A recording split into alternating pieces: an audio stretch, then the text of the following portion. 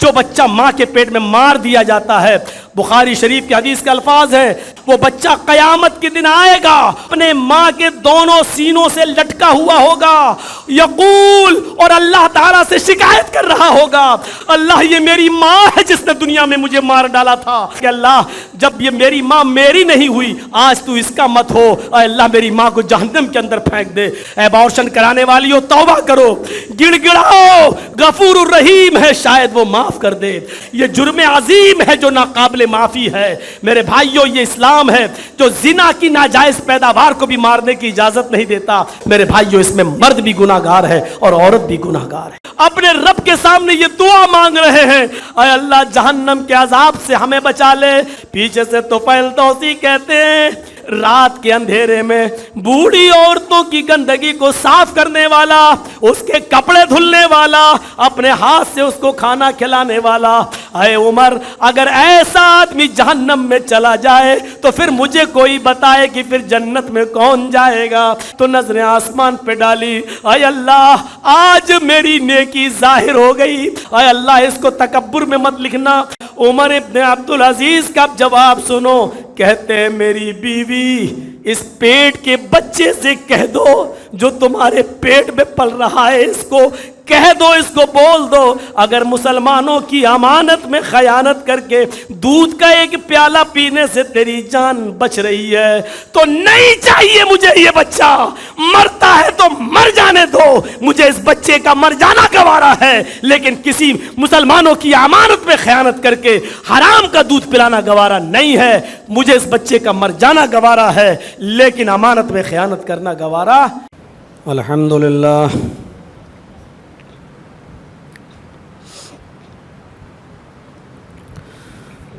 الحمد لله نحمده ونستعينه ونستغفره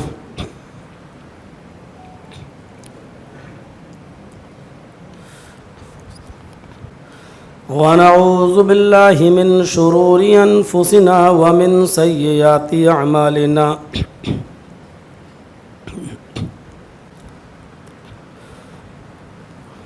من يهده الله فلا مضل له ومن يضلله فلا هادي له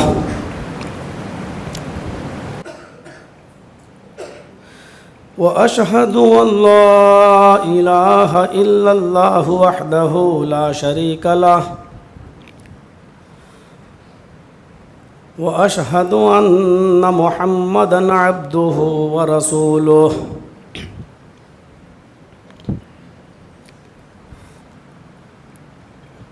أما بعد فإن خير الحديث كتاب الله وخير الهدي هدي محمد صلى الله عليه وسلم وشر الأمور محدثاتها وكل محدثة بدعة وكل بدعة ضلالة وَكُلَّ ضَلَالَةٍ فِي النَّارِ۔ اعوذ باللہ من الشیطان الرجیم، بسم اللہ الرحمن الرحیم۔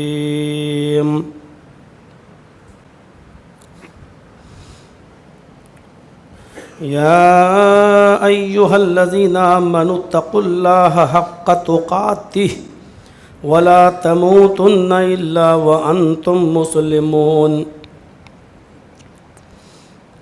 واعتصموا بحبل الله جميعا ولا تفرقوا واذكروا نعمة الله عليكم إذ كنتم أعداء فألف بين قلوبكم فأصبحتم بنعمته إخوانا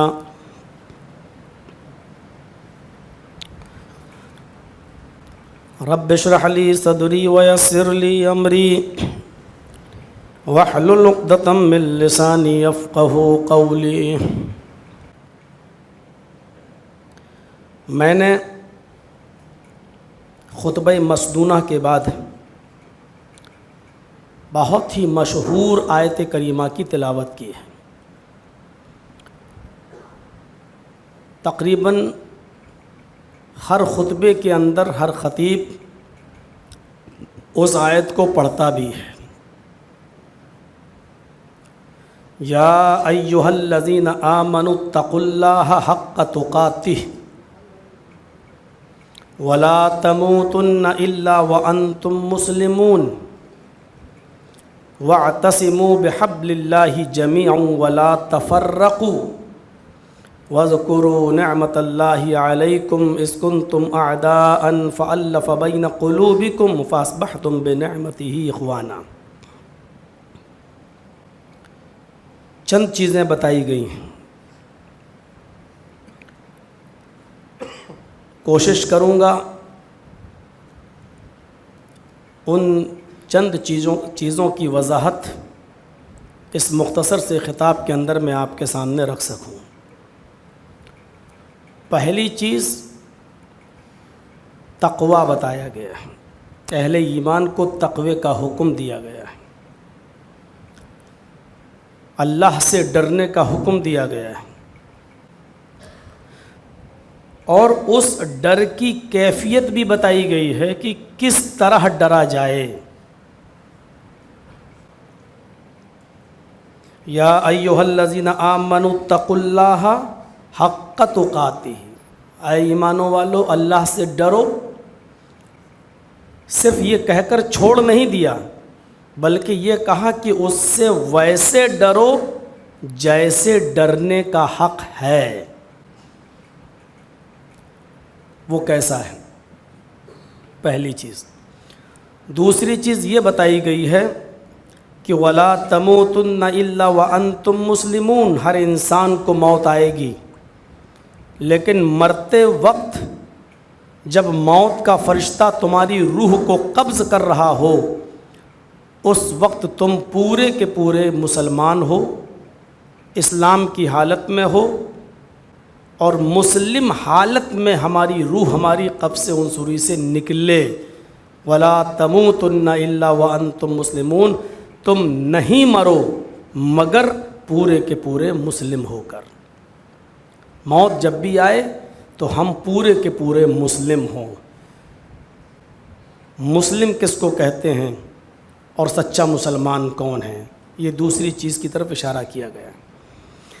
تیسری چیز کی طرف اشارہ کیا گیا ہے، وہ ہمارے معاشرے کا ایک حصہ ہے، اور اجتماعیت اور اتحاد کی طرف اشارہ کیا گیا ہے کہ مخالفین اسلام اور دشمنان اسلام تمہارے اختلاف سے، تمہارے بٹ جانے سے اور تمہارے الگ الگ رہنے سے وہ بہت خوش ہوتے ہیں، اس لیے تم ٹولیوں میں مت بٹو، ٹکڑوں میں مت بٹو، فرقوں میں مت بٹو، اور فرقوں کو کیسے مٹایا جائے، تفرقے کو کیسے ختم کیا جائے، تو اجتماعیت کا ایک راستہ بتایا کہ وَاعْتَصِمُوا بِحَبْلِ اللَّهِ جَمِيعًا، تم سب مل کر اللہ کی رسی کو مضبوطی سے پکڑ لو، یعنی قرآن کریم کو مضبوطی سے تھام لو، وَلَا تَفَرَّقُوا، اور فرقوں میں مت بٹو۔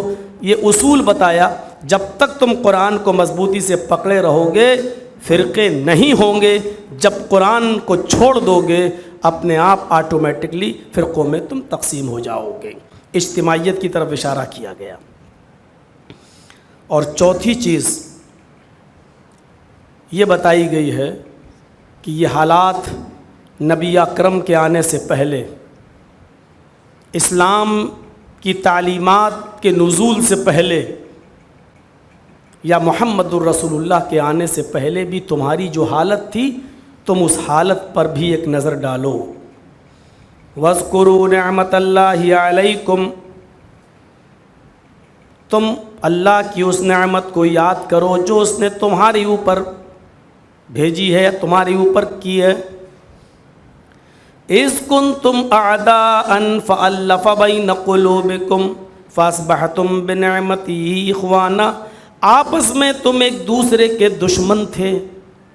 اِذْ كُنْتُمْ أَعْدَاءً، آپس میں تم ایک دوسرے کے حریف تھے، آپس میں تم ایک دوسرے کے جان کے بھوکے تھے، آپس میں تم ایک دوسرے کے جان و مال کے پیاسے تھے.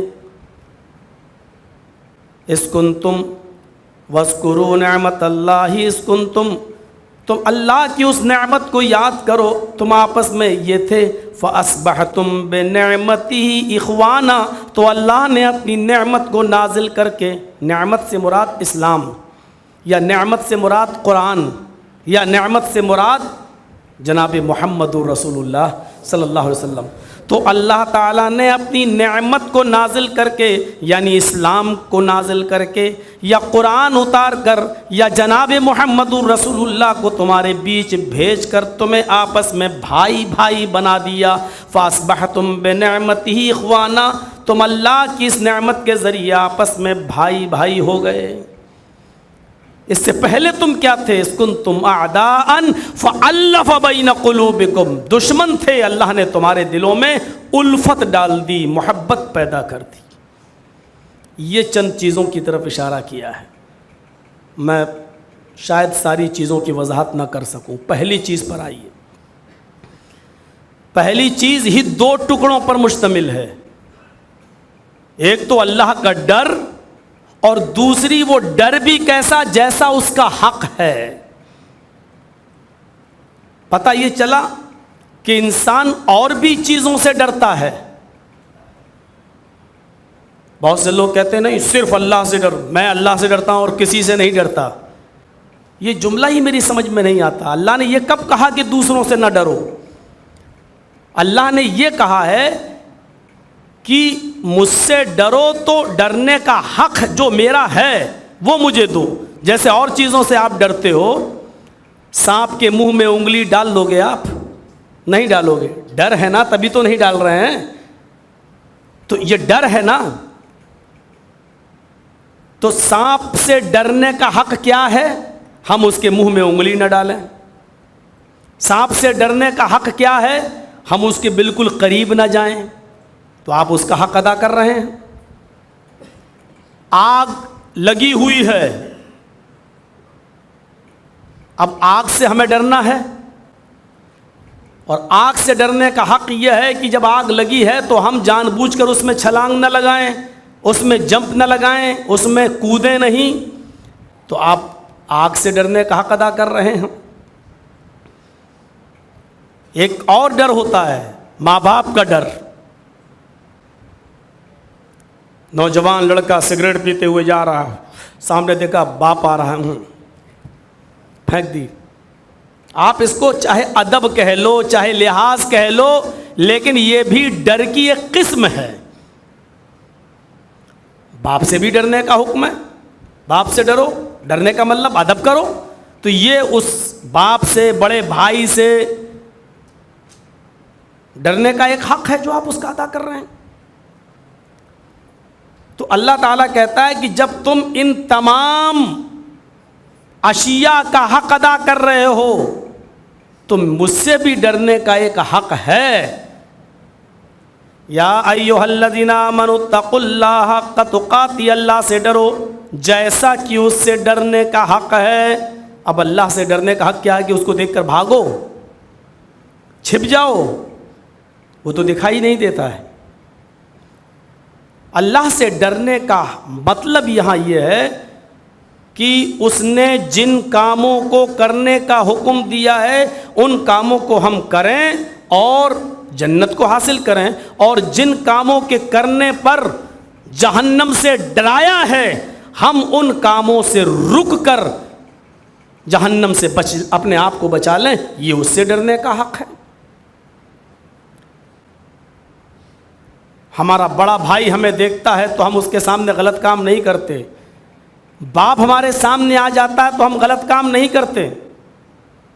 یہی تصور ہر غلط کام کرتے وقت ہمارے دماغ میں آنا چاہیے کہ دنیا کی کوئی نظر ہمیں دیکھ رہی ہو یا نہ دیکھ رہی ہو، لیکن اللہ رب العالمین ہمیں دیکھ رہا ہے.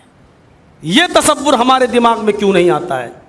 ہم اللہ سے ڈرنے کا دعویٰ تو کرتے ہیں لیکن اتنا بھی نہیں ڈرتے جتنا ہم اپنے باپ سے اور اپنے بڑے بھائی سے ہم ڈرتے ہیں.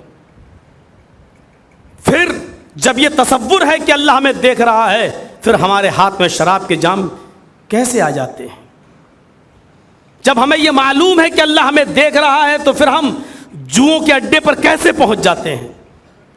جب ہمیں یہ معلوم ہے کہ ہمارا رب ہمیں دیکھ رہا ہے تو ہمارے گھر کی ہماری ماں بہنیں بیٹیاں بے پردگی کا مظاہرہ کر کے سڑکوں پر اور بازاروں میں کیسے گھومنا گوارا کر لیتی ہیں؟ اس کا مطلب یہ ہے کہ ہم نے اللہ سے ڈرنے کا جو حق ہے وہ ادا نہیں کیا ہے۔ اللہ نے یہ کہا ڈرو، یہ نہیں کہا کہ مجھ سے جیسے شیر کو دیکھ کر بھاگ جاتے ہو اس سے ڈرتے ہو ویسے ڈرو، اس سے بھی ڈرنے کا ایک حق ہے۔ سفر کریں، آپ ٹرین میں بیٹھے ہوئے ہوں، مثال دے رہا ہوں، ایک ٹرین میں 3 برتھ ہوتی ہے، ایک لوور، مڈل، اپر۔ فرض کر لیجئے آپ کی برتھ لوور ہے، نیچے والی برتھ ہے اور آپ اس پر بیٹھ کے سفر کر رہے ہیں، رات کا اندھیرا ہے، آپ ٹوائلٹ کے لیے جاتے ہیں، گاڑی اپنی سپیڈ سے ٹرین چل رہی ہے، جب آپ ٹوائلٹ سے واپس آتے ہیں اور اپنی برتھ پر لیٹنا چاہتے ہیں، آپ دیکھتے ہیں کہ مڈل برتھ پر جو آدمی لیٹا ہوا ہے اس کی جیب میں 2,000 کے نوٹ کی ایک گڈی رکھی ہوئی ہے جو باہر نکل رہی ہے اور وہ بے ہوشی میں پڑا ہے، سو رہا ہے۔ آپ نے دائیں بائیں دیکھا، کوئی دیکھ تو نہیں رہا ہے، دیکھا اندھیرا ہے، کوئی دیکھ بھی نہیں رہا ہے، موقع اچھا ہے، اگلے اسٹیشن پر ہم اتر جائیں گے، اس کو پتہ ہی نہیں چلے گا۔ آپ نے اس کی پاکٹ سے نکلنے والی اس گڈی کی طرف ہاتھ بڑھا دیا، اور جیسے ہی آپ نے ہاتھ بڑھایا ڈرتے ہوئے کہیں کوئی دیکھ تو نہیں رہا، آپ نے پھر نظر دوڑائی، دیکھ تو لیں، کوئی دیکھ تو نہیں رہا ہے، گڈی کا ایک کونا آپ کے ہاتھ میں ہے اور دیکھتے ہوئے آپ کی نظر اپر برتھ پر پڑتی ہے کہ دیکھیں اوپر تو کوئی نہیں دیکھ رہا ہے، آپ دیکھتے ہیں کہ اوپر والا آدمی آپ کی اس حرکت کو دیکھ رہا ہے۔ اس وقت آپ کی کنڈیشن کیا ہوگی؟ پورا کوچ سو رہا ہے، کسی کو خبر نہیں، جس کی جیب میں آپ پیسہ باہر نکل رہا اور آپ پکڑے ہیں ہاتھ میں، وہ بھی اس کو بھی نہیں معلوم، لیکن اوپر والا آدمی، اپر برتھ پر لیٹا ہوا آدمی آپ کی اس حرکت کو دیکھ رہا ہے، آپ فوراً اندر رکھ دیں گے اور اوپر والے آدمی سے کیا کہیں گے؟ ارے بھائی اس کا پیسہ نکل رہا تھا، میں اس کو اندر کر رہا تھا۔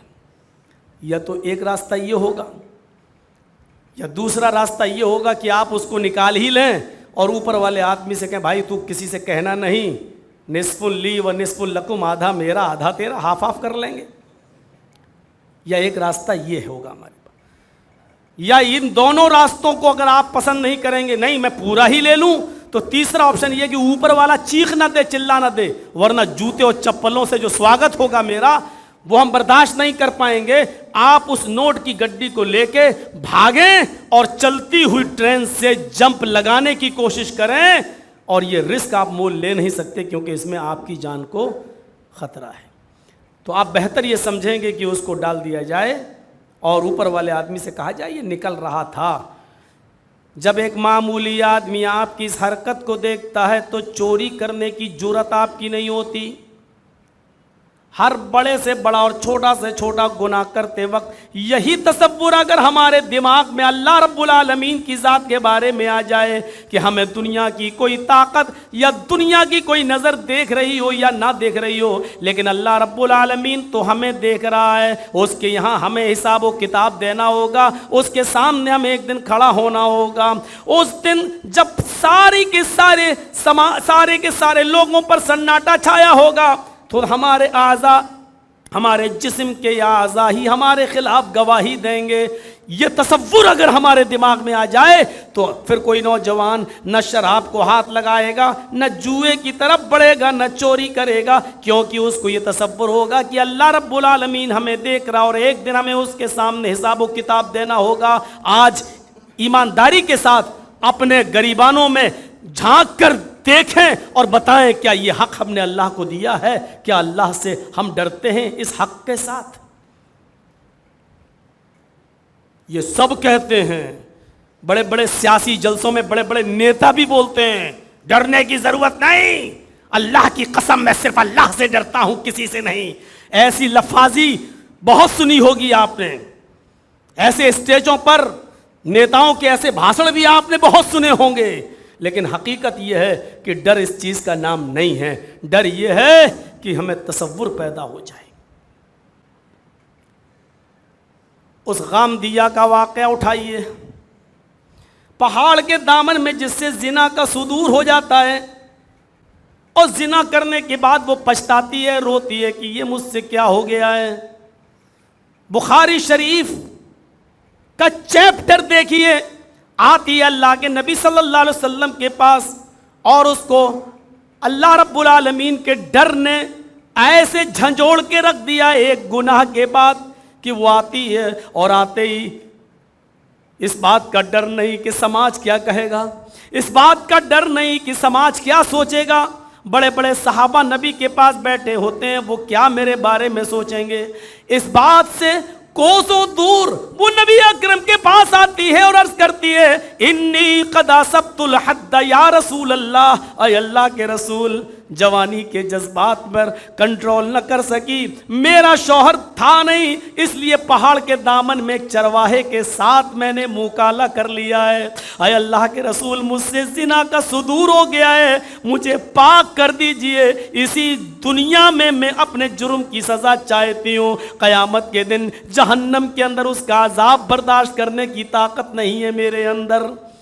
یہ تصور کیا تھا؟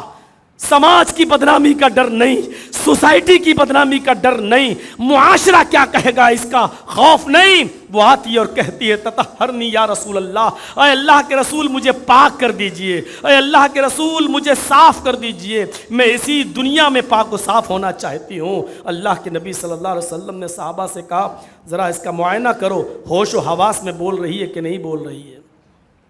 ہاں ہوش میں ہے۔ کہا ٹھیک ہے، جرم ہو گیا ہے، چلو اس کو پاک کر دو، جاؤ سنسار کر دو۔ ہمارے ہاں اس قسم کا واقعہ آ جائے تو پنچایت میں اگر ہم جیسے چند ملا مولوی بیٹھ جائیں اور حاجی نمازی بیٹھ جائیں تو 50 باتیں پوچھی جائیں گی۔ اچھا یہ ہوا، کس نے کیا، کیسے کیا، لڑکا کون تھا، کس کے ساتھ تو نے یہ غلط حرکت کی؟ اللہ کے رسول صلی اللہ علیہ وسلم نے کسی کا نام نہیں پوچھا۔ تم آئی ہو، تم اپنی ذمہ دار ہو، میں کیوں پوچھنے لگوں کہ کس نے کیا ہے؟ اس کا معاملہ چھپا ہے تو چھپا رہنے دو، ہو سکتا ہے کہ وہ توبہ اور استغفار کر رہا ہو اور اللہ رب العالمین اس کے گناہ کو معاف کر دے، لیکن تجھے ڈر ہے کہ تو پاک ہونا چاہتی ہے اور جہنم کا عذاب برداشت نہیں کر سکتی، تو میں تجھے پاک کرنے کے لیے تیار ہوں، جاؤ اور اس کو سنسار کر دو، پتھروں سے مار مار کے ہلاک۔ لے جایا جانے لگا، ایک صحابی نے ذرا تیز کھینچ دیا، ارے جلدی چل، گر گئی۔ کہتی ہے او محمد کے ساتھیو صلی اللہ علیہ وسلم، مجھے جلدی جلدی مت کھینچو، تیز مت کھینچو، میرے پیٹ میں حمل ہے، میرے پیٹ میں بچہ ہے اور اسی زنا کی پیداوار ہے۔ صحابہ رک گئے، لوٹ کر نبی اکرم کے پاس آئے، اے اللہ کے رسول وہ ایسا ایسا کہہ رہی ہے، آپ نے پوچھا کیا تم حاملہ ہو؟ کہاں، اسی زنا کی پیداوار ہے؟ کہاں، پہلے کیوں نہیں بتایا؟ کہ اللہ کے نبی میں چاہتی تھی کہ میرے مرنے کے ساتھ ساتھ بچہ بھی مر جائے، اگر پیدا ہوا تو باپ کا نام نہیں ملے گا، جب تک زندہ رہے گا مجھے گالیاں دے گا، اس لیے میں چاہتی ہوں کہ یہ پاپ جو مجھ سے ہوا ہے اس کی نشانی بھی میرے ساتھ ختم ہو جائے۔ اللہ کے رسول صلی اللہ علیہ وسلم نے انسانیت سے بھرا ہوا درس دیتے ہوئے فرمایا قصور تیرا ہے، تیرے پیٹ میں پلنے والے اس معصوم کا قصور نہیں ہے۔ تحفظ انسانیت کے لیے کتنی ہی سنستھائیں بنا لو، کتنی ہی تنظیمیں بنا لو، کتنے ہی آپ ایوارڈ دینے لگو، اور یہ مانوتا اور انسانیت کے نام پر کتنی ہی تنظیمیں آپ بنا لو، لیکن کعبے کے رب کی قسم تحفظ انسانیت کا سب سے بڑا علم بردار لیڈر اگر کوئی تھا تو وہ آمینہ کا لال جناب محمد رسول اللہ صلی اللہ علیہ وسلم کو یہ سرٹیفکیٹ دیا جائے گا، اس لیے کہ اس معصوم بچے کو بھی گرانے کی اجازت نہیں دی جو زنا کی پیداوار ہے، جس کے باپ کا نام و نشان نہیں معلوم کہ کہاں ہے، کس دنیا میں ہے، اس کو اپنا نام دے گا بھی کہ نہیں دے گا۔ لیکن امام کائنات نے کیا کہا؟ تجھے سنسار کرنے کا دل تو چاہتا ہے، لیکن تیرے پیٹ میں پلنے والے اس معصوم بچے کی وجہ سے ابھی تیری سزا پوسٹ پون کی جاتی ہے۔ جا، جب بچہ پیدا ہو جائے تب آنا۔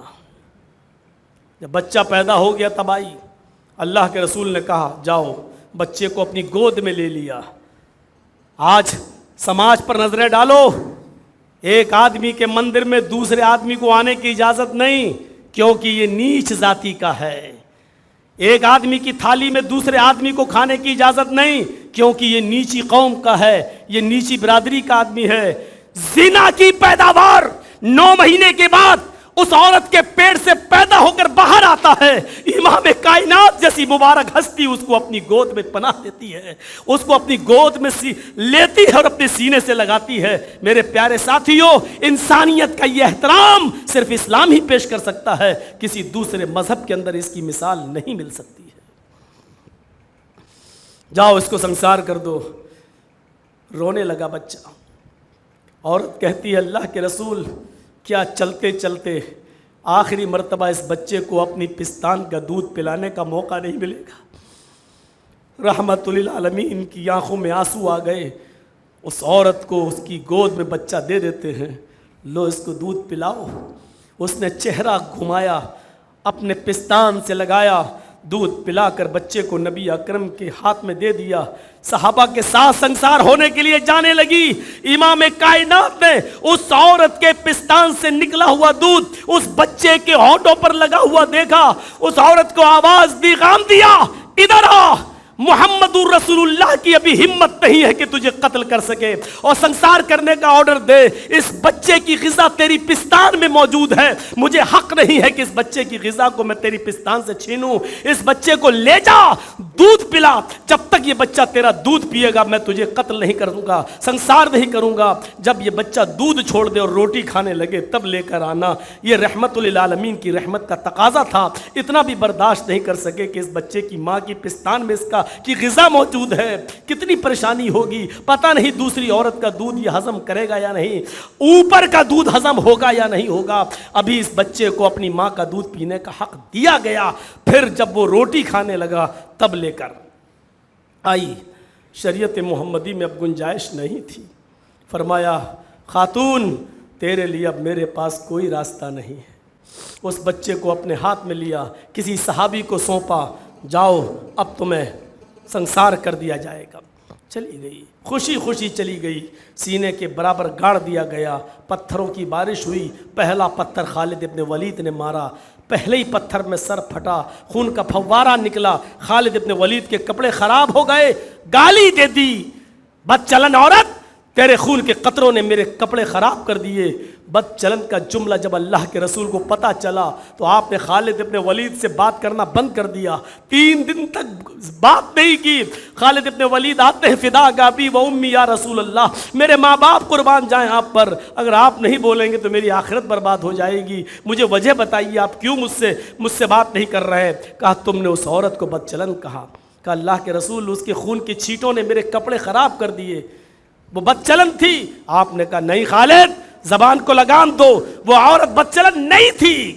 ایک بار اگر اس سے گناہ ہو گیا تو اس کو پیدائشی بد چلن نہیں کہا جائے گا، عادت نہیں تھی اس کی بد چلنی کی، وہ بار بار اس نے جرم نہیں کیا، ایک بار اس سے اپنی جوانی کو کنٹرول نہ کر پانے کی وجہ سے جرم ہوا تو اس نے اللہ کے دربار میں آ کر ایسی سچی توبہ کی ہے، ایسی سچی توبہ کی ہے کہ اگر اس غامدیہ کی، اس ایک عورت کی اس توبہ کو اس مدینے کے ایسے 70 گناہگار جو بالکل جہنم کے دروازے پر کھڑے ہوں، اگر اس ایک عورت کی توبہ کو ان 70 گناہگاروں پر ڈال دیا جائے تو اس ایک عورت کی توبہ سے مدینے کے وہ 70 کے 70 گناہگار بھی جنتی بن جائیں گے، اللہ ان کو بھی جنت میں ڈال دے گا۔ اس نے ایسی سچی توبہ کی ہے، تم اس عورت کو بد چلن مت کہو، وہ وہ بدچلن نہیں تھی، اس نے ایسی سچی توبہ کی ہے کہ مدینے کے 70 گناہ گار بھی جنتی بن جائیں۔ میرے پیارے ساتھیوں، ذرا تصور کیجئے یہ کون سا تقویٰ تھا، یہی ڈر تھا کہ اس نے یہی تو کہا تھا کہ دنیا میں ہم اپنی زندگی جی سکتے ہیں لیکن قیامت کے دن اس کا عذاب ہم برداشت نہیں کر سکتے۔ اس تصور نے اس عورت کو نبی اکرم کے پاس پیش ہونے پر مجبور کر دیا۔ یہ تھا ڈر کا صحیح حق۔ ہم کیا حق ادا کریں گے؟ ہمیں معلوم ہے کہ اذان ہونے والی ہے، تب ہم چائے کی ہوٹلوں پہ چائے پیتے ہیں، اور جب تک چائے پیتے ہیں تب تک مغرب کی نماز بھی ہماری نکل جاتی ہے۔ میرے بھائیوں، ہم کیا حق ادا کریں گے اللہ رب العالمین سے ڈرنے کا؟ ہمارا ان واقعات کی روشنی میں ذرا تصور کریں ہم اور آپ۔ وہ ابو بکر صدیق رضی اللہ تعالیٰ عنہ، پڑھیے بخاری، جو اللہ کے نبی صلی اللہ علیہ وسلم کے پاس آتے ہیں اور کہتے ہیں علمنی یا رسول اللہ دعاء، اے اللہ کے رسول مجھے کوئی ایک دعا سکھلائیے جس دعا کو پڑھ کر ہم اپنے رب سے اپنے گناہوں کی معافی مانگوں۔ اوفو، کون کہہ رہا گناہوں سے معافی مانگنے کی دعا سکھلائیے؟ ابو بکر صدیق۔ کون ابو بکر صدیق؟ جن کے بارے میں نبی اکرم صلی اللہ علیہ وسلم نے فرمایا کہ اگر میں جنت کا دروازہ کھٹکھٹاؤں گا اور جنت میں داخل ہوں گا تو ابو بکر میرے ساتھ ہوں گے۔ وہ ابو بکر جن کے بارے میں اللہ کے نبی نے فرمایا میں حوض کوثر پر تمہارا میر کارواں ہوں گا، جب میں لوگوں کو پانی پلا رہا ہوں گا تو ابو بکر میرے ساتھ ہوں گے۔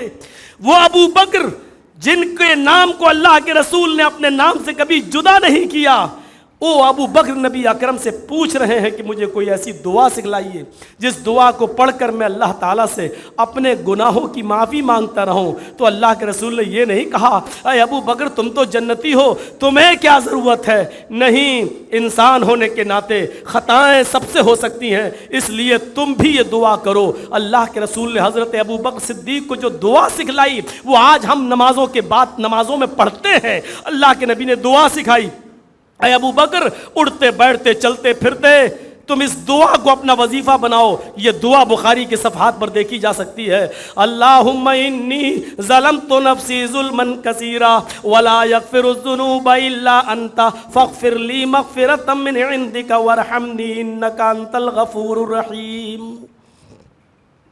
اللہ کے نبی یہ دعا سکھلا رہے ہیں ان کو، اے ابو بکر تم یہ دعا پڑھا کرو۔ ذرا اس دعا کے ایک ایک لفظ کے ترجمے پر غور کیجئے۔ اللہم انی ظلمت نفسی، اے اللہ میں نے اپنے نفس کے اوپر ظلم کیا، کافی تھا جملہ، لیکن ظلمن کثیرا مفعول مطلق کی شکل میں ایک اور تاکید پیدا کر دی گئی ہے۔ اے اللہ میں نے اپنے نفس پر اپنی جان پر ظلم ہی نہیں بہت زیادہ ظلم کیا ہے۔ ظلم تو ظلمن میں ویسی تاکید ہو گئی، لیکن کثیرہ اور کہہ کر مزید یہ بتلا دیا گیا کہ اے اللہ میں نے ظلم ہی نہیں بہت ہی زیادہ ظلم کیا ہے۔ جب ابو بکر اپنی دعا میں یہ کہے کہ ہم نے اپنے نفس پر بہت زیادہ ظلم کیا ہے تو ہماری اور آپ کی حیثیت کیا ہے؟ ذرا اس دعا کے آگے ہم اپنے گریبانوں میں جھانک کر اپنی حیثیت تلاش کریں۔ ابو بکر صدیق جب یہ کہہ رہے ہوں اللہم انی ظلمت نفسی ظلما کثیرا، اے اللہ میں نے اپنے نفس پر اپنی جان پر بہت زیادہ ظلم کیا ہے، ولا یغفر الذنوب الا انت، اور میرے ان گناہوں کو تیرے علاوہ کوئی بخش بھی نہیں سکتا، کوئی معاف کرنے والا نہیں ہے، میرے ان گناہوں کو تیرے علاوہ کوئی بخشنے والا نہیں ہے۔ آگے کے جملے پر غور کیجئے، فاغفر لی مغفرۃ من عندک، اے اللہ مجھے اپنے پاس سے بخش دے، اپنے من عندک اپنے پاس سے بخش دینے کا مطلب کیا ہے؟ اپنے رحم و کرم سے مجھے بخش دے، اپنی کرپا سے اپنے رحم و کرم سے مجھے بخش دے۔ یہ نہیں کہہ رہے ہیں میں نے جو نمازیں پڑھی ہیں اس کے بدلے بخش دے، میں نے جو اب تک عبادتیں کی ہیں ان عبادتوں کے بدلے تو مجھے بخش دے. ہم نے اب تک نبی کی جو خدمت کی ہے اس کے بدلے میں بخش دے. ابھی تک ہم نے جو اسلام کی راہ میں قربانیاں دی ہیں اس کے بدلے میں ہمیں بخش دے. نہیں, کیونکہ ابو بکر جانتے ہیں اللہ کے احسانات اتنے ہیں کہ ہماری ساری زندگی کی عبادتیں مل کر بھی اللہ رب العالمین کے احسان کا حق ادا نہیں کر سکتی. اللہ میری عبادتیں مجھے بخشوانے کے لائق تو نہیں ہے. میرے روزے, میرے حج, میری زکوٰۃ اس لائق نہیں ہے کہ میں اپنے آپ کو بخشوا لیں جب تک تیری رحمت شامل نہیں ہوگی. اس لیے اے اللہ مجھے اپنے رحم و کرم سے بخش دے. فاغفر لی مغفرۃ من عندک وارحمنی, ہم پر رحم فرما. انک انت الغفور الرحیم, تو ہی بہت زیادہ بخشنے والا اور بہت زیادہ رحم کرنے والا ہے. یہ ابو بکر صدیق کا حال ہے. یہ ابو بکر صدیق کا حال ہے. یہ دعا مانگ رہے ہیں. وہ ابو بکر جن کے بارے میں اللہ کے نبی نے اپنے منبر پر کھڑے ہو کر اپنی زندگی میں 8 بار کہا تھا ابو بکر جنتی, ابو بکر جنتی, ابو بکر جنتی. 8 بار کہا ہو, ایک بار کہہ دیتے میرے نبی تو کافی تھا, لیکن جن کو 8 بار جنت میں جانے کا سرٹیفکیٹ دے رہے ہو, ذرا آپ اندازہ لگائیں میرے بھائیوں. تصور کریں وہ ابو بکر صدیق کہہ رہے ہیں کہ میں نے اپنے نفس پر بہت زیادہ ظلم کیا. ہمیں کتنا زیادہ اللہ رب العالمین سے اپنے گناہوں کی معافی مانگنے کی ضرورت ہے. تقوی کی, پرہیزگاری کی ایسی مثالیں کہاں ملیں گی. یہ تھے اللہ سے ڈرنے والے. خود اللہ کے نبی صلی اللہ علیہ وسلم کی ایک خادمہ تھی, ایک لونڈی تھی جو کام کیا کرتی تھی. اللہ کے نبی اپنے حجرے میں ہیں اور عائشہ صدیقہ کے پیر پر, ران پر سر رکھ کر لیٹے ہوئے ہیں. اپنی بیوی عائشہ صدیقہ کے ران پر نبی کا سر ہے, لیٹے ہوئے ہیں. بخاری شریف کے اندر یہ واقعہ میرے بھائیوں ملے گا کہ آپ لیٹے ہوئے ہیں. اچانک خادمہ کی ضرورت پیش آئی تو آپ نے لونڈی کو آواز دی, اس کا نام لے کر اس کو بلایا, لیکن اس نے آواز تو سن لی, آئی نہیں. 3 بار اللہ کے نبی نے آواز دی, وہ نہیں آئی. آپ نے کہا عائشہ ذرا دروازے کے باہر جھانک کر دیکھو کہاں چلی گئی. حضرت عائشہ نے جب حجرے کا دروازہ کھولا تو کیا دیکھتی ہیں, وہ تو حجرے کے باہر بکری کے ایک چھوٹے سے بچے کے ساتھ کھیل رہی ہے. کہا اللہ کے نبی نے تمہیں 3 آوازیں دی, کیا تم نے نہیں سنا؟ وہ کہتی ہے کہ سنا. اس زمانے کی لونڈیاں بھی کتنی سچی تھیں. نہیں آئی وہ ایک الگ بات, لیکن جھوٹ بولنے کی جرت انہوں نے بھی نہیں کی. کیا کہتی ہے؟ سنا تھا. پھر کیوں نہیں آئی؟ نہیں پہنچی. کیوں نہیں بولی؟ حضرت عائشہ شکایت کرتی ہیں اللہ کے رسول آواز سننے کے بعد بھی نہیں آئی, وہ سزا دیجئے اس کو. اللہ کے نبی صلی اللہ علیہ وسلم نے اس کو بلایا, پھر پوچھا. عائشہ نے کہا تھا لیکن پھر بھی تحقیق. بیوی نے کہا کہ آپ کی آواز سننے کے باوجود نہیں آئی, لیکن پھر بھی تحقیق. غور کیجئے آپ, سنی سنائی ہوئی باتوں کو فوراً فارورڈ کر دینا اور یہاں قسمیں دیتے ہیں جس نے یہ واٹس ایپ پہ میسج پڑھا دوسرے تک نہیں بھیجا تو ایسا ہوگا ویسا ہوگا, وہ مسلمان ہے کہ نہیں. زبردستی فارورڈ کرواتے ہیں, دوسروں کو پہنچوانے کی کوشش کرتے ہیں. اللہ کے نبی نے کہا کیا میں نے آواز دی تم نے نہیں سنی؟ کہا سنا تھا. کتنی بار آواز دی میں نے؟ کہا اللہ کے نبی 3 بار. تینوں آوازیں سنی؟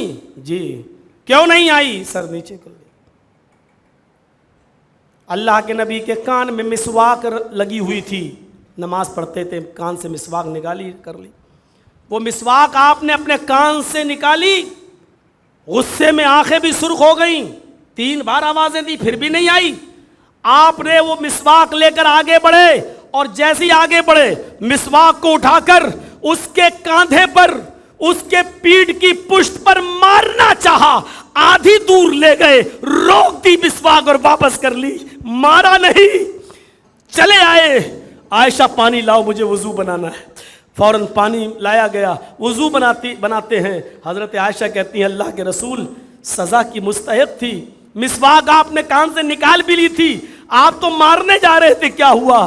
عائشہ میں نے مسواک نکالا, اس کو مارنے کے لیے جیسے ہی ہاتھ بڑھایا میرے دل میں یہ خیال آیا, اے محمد صلی اللہ علیہ وسلم اللہ کے یہاں حساب و کتاب دینا ہے.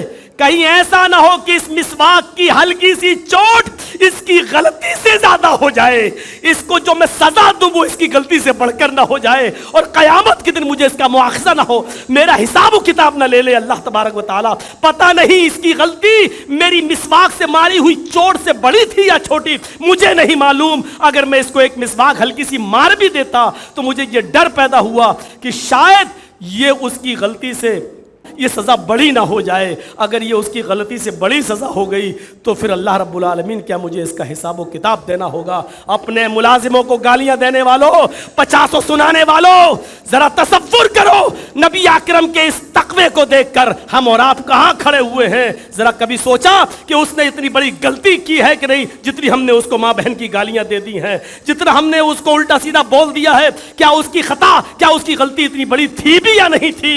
اور تھی تو اس کی ماں کو اور اس کی بہن کو گالی دینے کی کیا ضرورت تھی؟ میرے بھائیوں ذرا تصور کریں ہم اور آپ کہاں کھڑے ہیں اور ہماری اور آپ کی حیثیت کیا ہے. یہ امام کائنات کا حال ہے, یہ خود جناب محمد رسول اللہ کا حال ہے. لولا القوت, کہیں ہماری سزا زیادہ نہ ہو جائے اس کی غلطی سے. چھوڑ دیا. حضرت عمر فاروق نے اپنے غلام کو آواز دی, وہ نہیں آیا,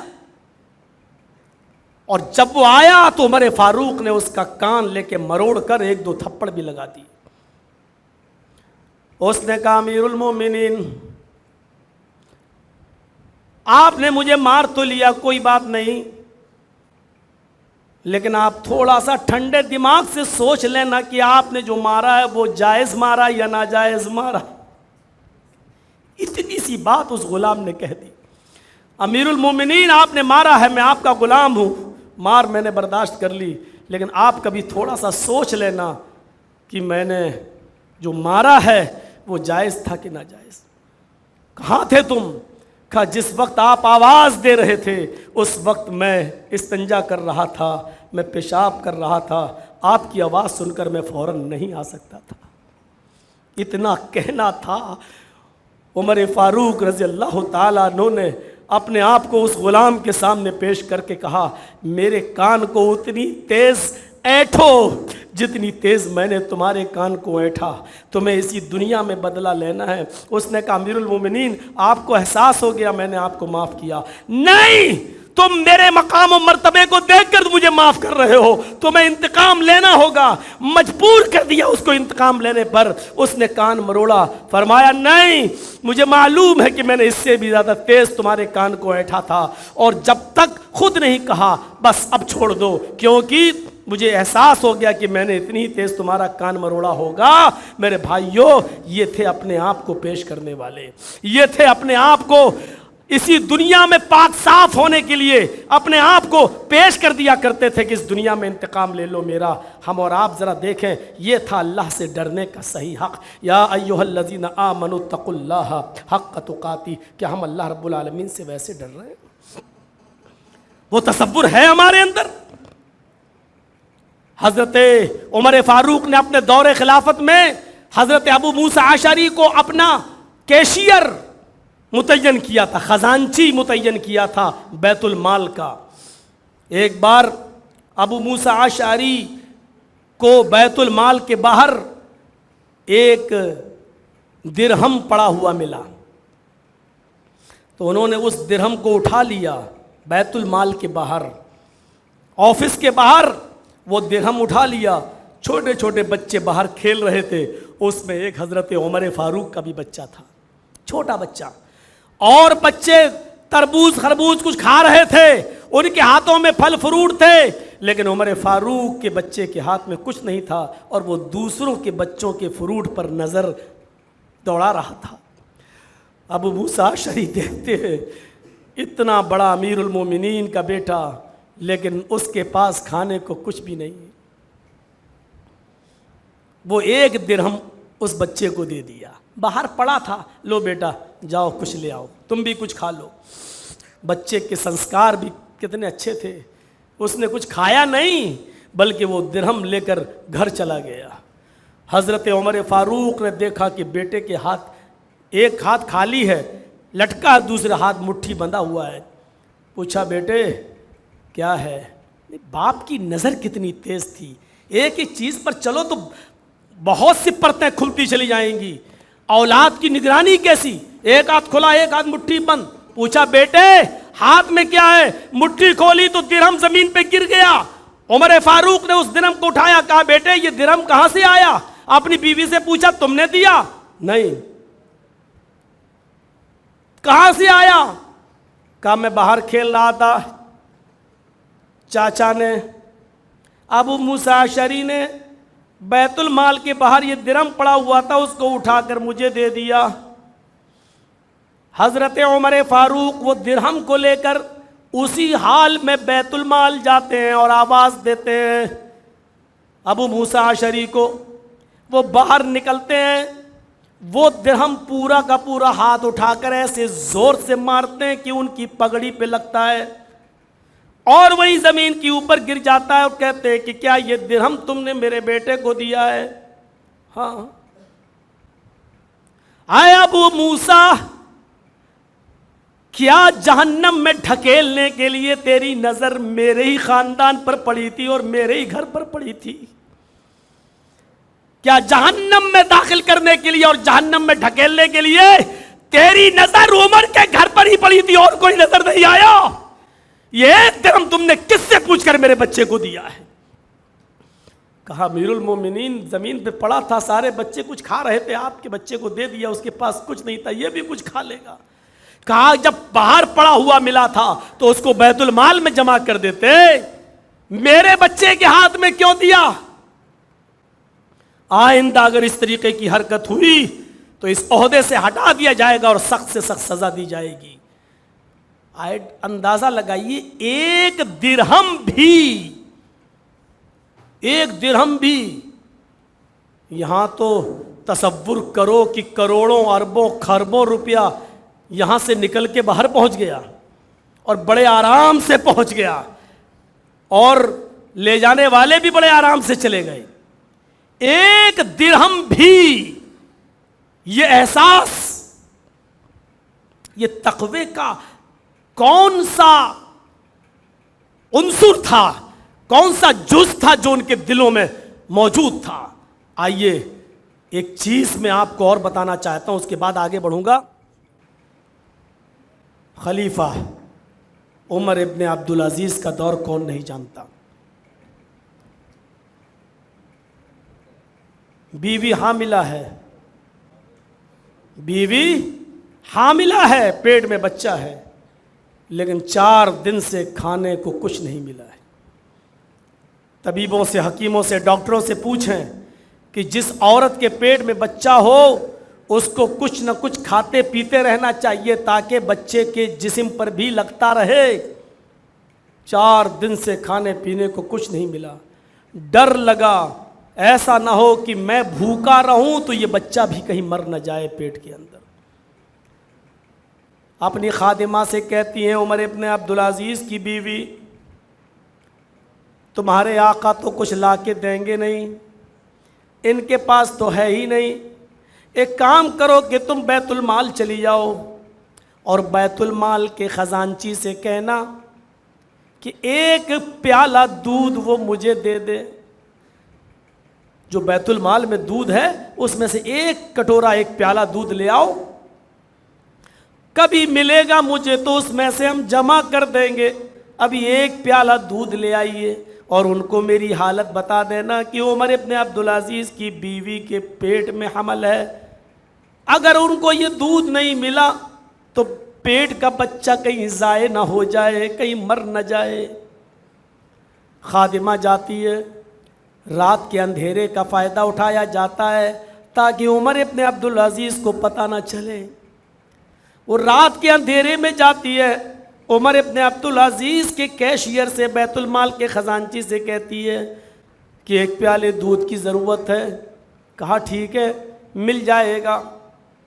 عمر ابن عبدالعزیز کی بیوی نے منگایا ہے، پیٹ میں حمل ہے، 4 دن سے ان کو کچھ کھانا نصیب نہیں ہوا. پیٹ کے بچے کا ڈر ہے کہیں وہ ضائع نہ ہو جائے، حمل کہیں ختم نہ ہو جائے. जल्दी से उसने एक प्याला दूध दे दिया। एक प्याला दूध लेकर जब ये घर की तरफ आती है, दरवाज़ा खुला था, बस धक्का देती है, क्या देखती है कि खलीफतुल मुस्लिमीन कुएं के पास बैठे हैं और कुएं के पानी को निकाल कर तहज्जुद पढ़ने के लिए वो वज़ू बना रहे हैं। उन्होंने दरवाज़ा खुलता हुआ देखा, दरवाजे की तरफ नज़र दौड़ाई तो क्या देखते हैं कि मेरी लौंडी, मेरी खादिमा दरवाजे के से अंदर आ रही है और अपनी ओढ़नी से उसने कुछ छिपा रखा है। उमर इब्न अब्दुल अजीज़ ने वज़ू बनाना छोड़ा, आगे बढ़ते हैं और कहते हैं, खादिमा कहाँ गई थी? बैतुल माल। ओढ़नी के पीछे क्या है? अरे बताओ क्या है? आगे बढ़ते हैं, मुझे दिखाओ क्या है। उसने प्याला दिखा दिया, ये दूध का एक प्याला है जिसको मैं बैतुल माल से लाई हूँ। कहती है, अमीरुल मोमिनीन, आपकी बीवी को 4 दिन से खाना नहीं मिला, आप इतना तो जानते ही हैं हमल है, अगर वो भूखी रहेगी तो हमल ज़ाय होने का ख़तरा है, इसलिए कुछ ताकत पहुँच जाए, बैतुल माल से ये दूध लाई हूँ ताकि आपकी बीवी को पिला दिया जाए। उमर इब्न अब्दुल अजीज़ ने कहा, ये दूध का प्याला मुझे दे दो। ले लिया। उनकी बीवी कहती हैं, आप इतने बड़े जालिम मत बनिए, मेरे लिए मेरी फिक्र छोड़ दीजिए, कम से कम इस मासूम को जो मेरे पेट में पल रहा उसकी फिक्र कीजिए।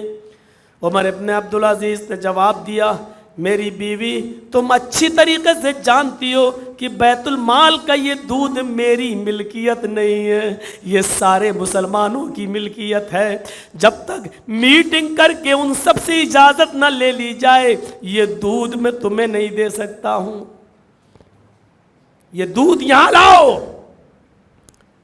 लेकिन मैं क्यों इजाज़त लूँ? मैं क्यों मीटिंग बुलाऊं? अगर आज लोगों ने मेरे अमीरुल मोमिनीन का लिहाज करते हुए इजाजत दे दी तो यहां से इजाजत के दरवाजे खुल जाएंगे, फिर मुझे दूसरों को भी इजाजत देना पड़ेगी, इसलिए मुझे इजाजत लेने की जरूरत नहीं है। लेकर वो दूध बैतुल माल जाने लगे। बीवी पीछे से उनका दामन पकड़ के कहती है, अमीरुल मोमिनीन, में अपने शौहर को कहती है, अमीरुल मोमिनीन, शौहर नहीं कह रही हूं आज, अमीरुल मोमिनीन, आज मैं आपको अमीरुल मोमिनीन का खिताब देकर कहती हूं, मेरी फिक्र नहीं, इस बच्चे की फिक्र कीजिए। यकीन जानिए, अगर मुझे 1-2 दिन और कुछ नहीं मिला तो ये पेट का हमल ज़ाय हो जाएगा, बच्चा मर जाएगा। उमर इब्न अब्दुल अजीज़ का जवाब सुनो, कहते हैं, मेरी बीवी, इस पेट के बच्चे से कह दो जो तुम्हारे पेट में पल रहा है, इसको कह दो, इसको बोल दो, अगर मुसलमानों की अमानत में खयानत करके दूध का एक प्याला पीने से तेरी जान बच रही है तो नहीं चाहिए मुझे ये बच्चा, मरता है तो मर जाने दो, मुझे इस बच्चे का मर जाना गवारा है, लेकिन किसी मुसलमानों की अमानत में खयानत करके हराम का दूध पिलाना गवारा नहीं है। मुझे इस बच्चे का मर जाना गवारा है, लेकिन अमानत में खयानत करना गवारा नहीं है। मेरे भाइयों, अब हम सोचें, हर आदमी किसी ना किसी बिजनेस से जुड़ा हुआ होगा, किसी ना किसी कारोबार से जुड़ा हुआ होगा। और सोचो हमारी कितनी हलाल कमाई है, सोचो हम कितना हलाल और हराम का ख्याल रखते हैं और कितना तकवा है हमारी जिंदगी में और हमारे अंदर। नमाज पढ़ना तो बहुत आसान काम है, मस्जिद में आ जाना और फजर में उठकर चले आना बहुत आसान काम है, लेकिन तकवे का रिस्क खाकर, तकवे की रोजी रोटी कमाकर खाकर फिर मस्जिद के अंदर आना, ये बहुत बड़ा काम है। यहाँ ये सोचे कि हमारी रोजी रोटी कैसी है, हमारी रोजी रोटी कैसी है, हमारी कमाई कैसी है, हमारा बिजनेस कैसा है। मेरे भाइयों, पढ़िए हदीस है, बुखारी की हदीस तो कहते हैं, इन्नल्लाह तय्यब व यक़बलु तय्यब, अल्लाह पाक है और पाक चीज़ को पसंद करता है, पाक चीज़ को। तक़वे का मायार ये होना चाहिए, यह है तक़वा। या अय्युहल्लज़ीना आमनुत्तकुल्लाह हक़्क़ तुक़ातिह, ऐ ईमानो वालो तुम अल्लाह से डरो जैसा कि उससे डरने का हक है। वो कौन सा तकवा था? है रात की तारीकी में गए, गश्त कर रहे हैं, कौन? अमीरुल मोमिनीन हज़रत उमर। रात की तारीकी में, रात के अंधेरे में हज़रत तुफ़ैल दौसी को एक बार पता चला कि देखें ये कहाँ जाते हैं रात में, तो चुपके चुपके उनका पीछा करना शुरू कर दिया। तो क्या देखते हैं कि अंधेरे में एक बियाबान जंगल सा है और उसमें एक झोंपड़ी है, झोंपड़ी में हल्की सी रोशनी आ रही है। हज़रत उमर उसी झोंपड़ी के अंदर घुस जाते हैं। हज़रत तुफ़ैल दौसी कहते हैं इस झोंपड़ी में इतनी रात में ये क्या करते हैं? बहरहाल देखता हूँ कितनी देर रहते हैं। काफ़ी देर के बाद उमर उस झोंपड़ी से निकले और सीधे चले गए। हज़रत तुफ़ैल दौसी ने कहा अब देखें इस झोंपड़ी में क्या है, यहाँ किस लिए जाते हैं हज़रत उमर? जब उस झोंपड़ी में घुसे तो क्या देखते हैं? आँखों से अंधी, पैरों से लंगड़ी, हाथों से कोढ़ी एक बुढ़िया एक चटाई पर बैठी हुई है। पूछा बूढ़ी माँ ये आदमी जो यहाँ आया था ये कौन था? बुढ़िया कहती है मेरा बेटा था। कहा नहीं माँ तेरा तो कोई बेटा ही नहीं है, मैं उसका नाम जानना चाहता हूँ कि ये कौन था जो अभी यहाँ से गया है। बुढ़िया कहती है बेटा मुझे उसका नाम नहीं मालूम, वो तो 4 साल से बराबर यहाँ आता है, कोई दिन उसका नागा नहीं होता है, किसी दिन उसकी गैर हाजिरी नहीं होती है, रात ही में आता है। मैंने उससे 50 बार नाम पूछा लेकिन उसने कहा मैं तेरा बेटा हूँ। बस माँ तुझे नाम से क्या मतलब, मैं तेरा बेटा हूँ। कहा अच्छा तो करता क्या है वो?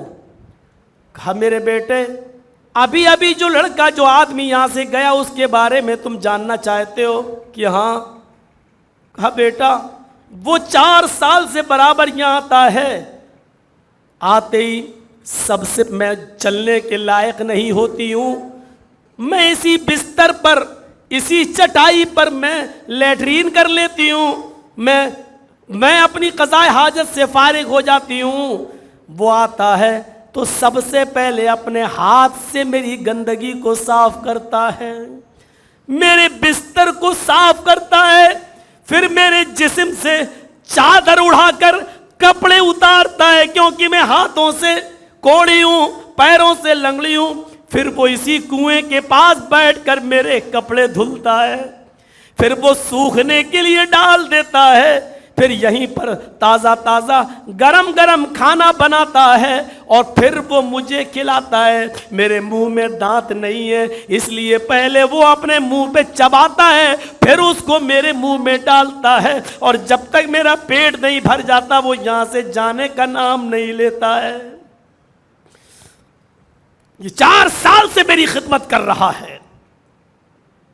हज़रत तुफ़ैल दौसी के आंखों में आंसू आ गए, चीख पड़े अमीरुल मोमिनीन मैंने क्या सोचा था और आप क्या निकले, क्या निकले? माँ जानती हो वो कौन है? कहा नहीं।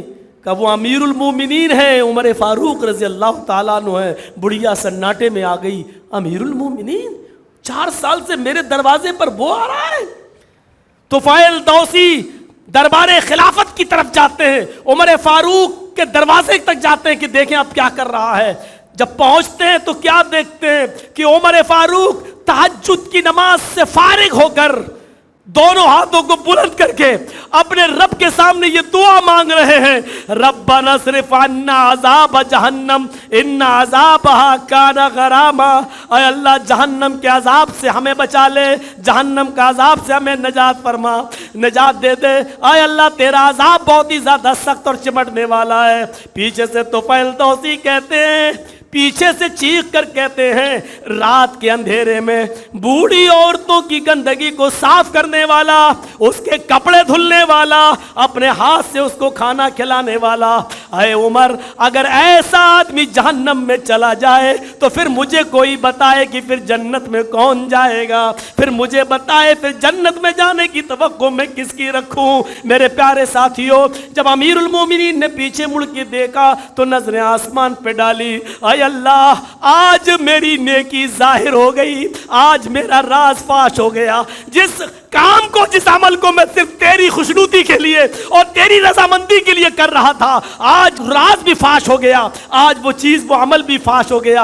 اے اللہ اس کو تکبر میں مت لکھنا، اے اللہ اس کو غرور میں مت لکھنا، اے اللہ اب تک میں نے یہ کام کیا تو تیری رضامندی کے لیے کیا، تیری خوشنودی کے لیے کیا۔ یہ تقوی کی کون سی سیڑھی تھی، یہ تقوی کی کون سی لفٹ تھی کہ امیر المومنین کو مجبور کر رہی ہے رات کے اندھیرے میں ایک بوڑھی عورت کی خدمت کرنے پر، اور اس کا راز کسی کو نہیں معلوم۔ وہ تو حضرت طفیل دوسی نے بعد میں بتایا۔ میرے پیارے ساتھیوں، ہم اور آپ ہیں کہاں اور کتنے بڑے پرہیزگار ہونے کی نوٹنکی اور ناٹک کرتے ہیں اور ڈرامہ کرتے ہیں۔ ہم مسجد کے اندر سے نکلے اور داڑھی پہ ہاتھ پھیرتے ہوئے جا رہے ہیں، ایسا لگتا ہے کہ کتنا بڑا اللہ پر احسان کر کے ہم مسجد سے نکلے ہیں، کتنا بڑا احسان کر دیا۔ 4 رکعت نماز پڑھ کے کیا نکلے، 100-200 روپے مسجد یا مدرسے کو ہم نے خیرات و صدقہ کیا دے دیا، زکوٰۃ کیا دے دی۔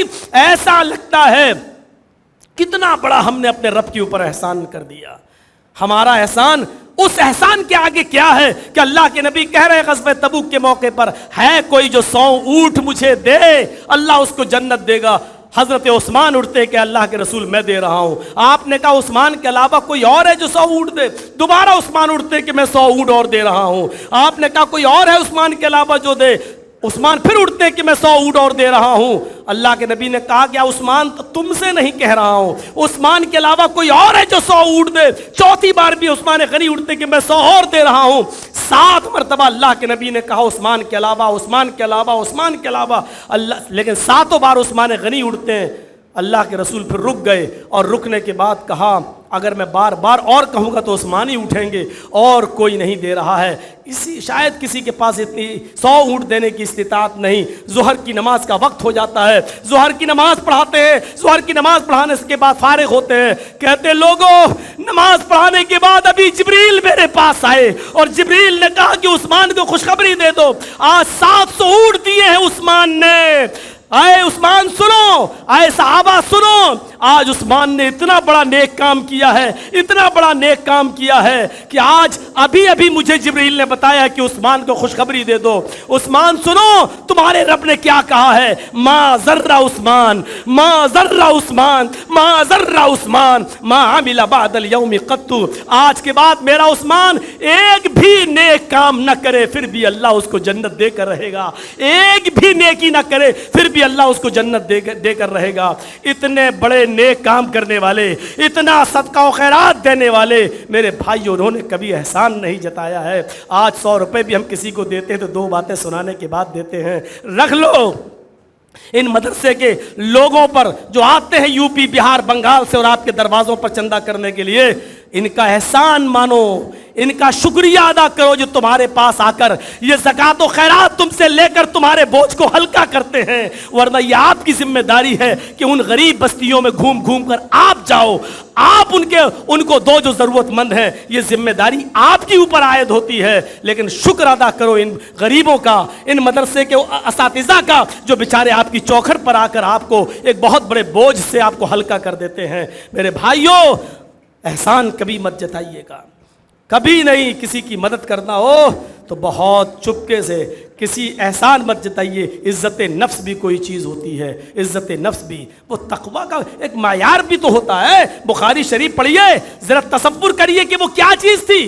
جاءتنی سائلہ، حضرت عائشہ فرماتی ہے کہ ایک مانگنے والی میرے پاس آئی، ایک مانگنے والی میرے پاس آئی، ماہا صبیان، اس کے ساتھ 2 چھوٹے چھوٹے بچے تھے، دونوں بھوکے تھے، اس کی ماں بھی بھوکی تھی۔ کہنے لگی شیئا للہ، اللہ کے نام پر کچھ دے دو۔ حضرت عائشہ کہتی کہ میرے پاس 1 کھجور رکھی تھی۔ 1 کھجور کی حیثیت کیا ہے، لیکن اللہ کا ڈر دیکھو۔ مانگنے والی میرے دروازے پر آئی، بخاری کے اندر ہے 1 کھجور اور مسلم کے اندر ہے 3 کھجوریں میرے پاس رکھی تھیں۔ بخاری میں ہے 1 کھجور۔ حضرت عائشہ وہ کھجور رکھ دی تھیں، کہیں سے آئی رکھ دی۔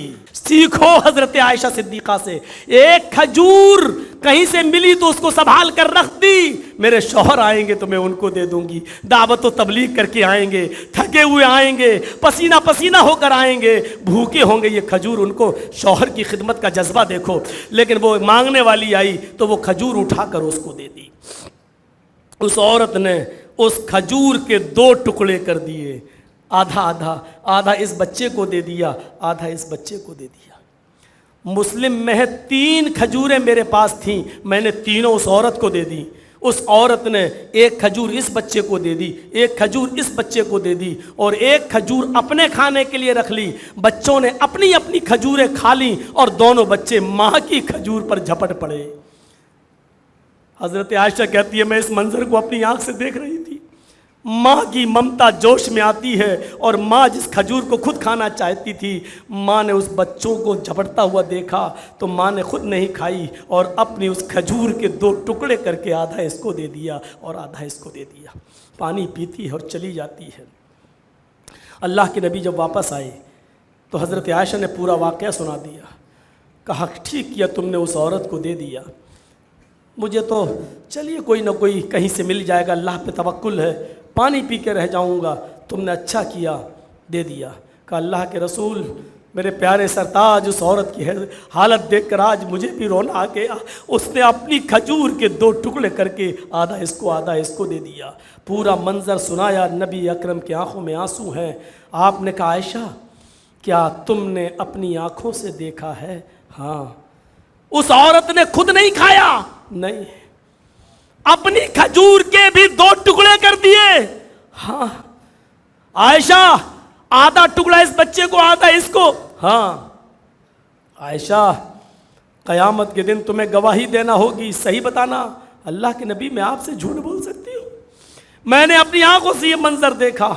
عائشہ تمہیں نہیں معلوم اس عورت نے کتنا بڑا نیک کام کیا ہے، خود بھوکی رہ کر اپنے بچوں کو کھلاتی ہے اور اس آزمائش میں پورا اتر رہی ہے، اپنے بچوں کی پرورش، اپنے بچوں کی تربیت، اپنے بچوں کے رہن سہن کی فکر کر رہی ہے اور آزمائی جا رہی ہے، اور اس آزمائش میں وہ گھر گھر جا کر اپنے بچے کے لیے بھیک بھی مانگ رہی ہے، ضرورت مند ہے، اس نے خود نہ کھا کر اپنے بچوں کو کھلا کر۔ عائشہ وجبت علیہ الجنہ، اس عورت نے اپنے اوپر جنت واجب کر لی، اس عورت نے ایسا کر کے اپنے اوپر جنت واجب کر لی۔ یہ ہے اس عورت کا حال جو گھبرائی نہیں کہ میری بچیاں ہیں۔ آج تو 4 لڑکیاں ہیں ہماری، 5واں بھی حمل ہے، الٹرا ساؤنڈ پہ چیک کرایا، ڈاکٹر صاحب لڑکی ہے پیٹ کے اندر، نہیں چاہیے مجھے، نہیں چاہیے، ویسے 2-3 بیٹیوں کے جہیز کا انتظام نہیں، چوتھی کا تیسری کا ہم کہاں سے کریں گے، اور حمل گروا دیا، ہم نے اسقاط کروا دیا، ایبورشن کروا لیا۔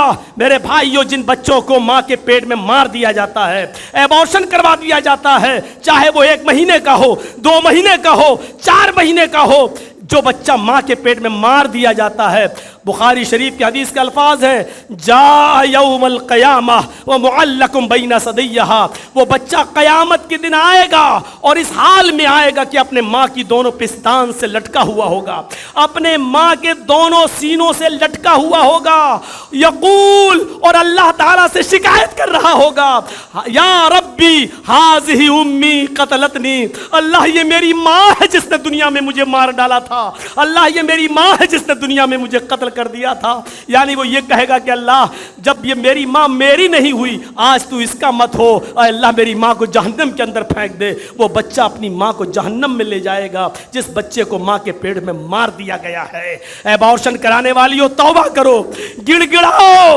غفور الرحیم ہے، شاید وہ معاف کر دے، اس کو رحم آ جائے تو تمہیں بخش دے، ورنہ جرم تو بہت بڑا ہوا ہے، یہ جرم عظیم ہے جو ناقابل معافی ہے۔ میرے بھائیوں، یہ اسلام ہے جو زنا کی ناجائز پیداوار کو بھی مارنے کی اجازت نہیں دیتا۔ تم تو اپنے حلال بچے گرا دیتے ہو، حلال بچوں کا ایبورشن کرا دیتے ہو، حلال بچوں کو ماں کے پیٹ میں مار ڈالتے ہو۔ میرے بھائیوں، اس میں مرد بھی گناہ گار ہے اور عورت بھی گناہ گار ہے۔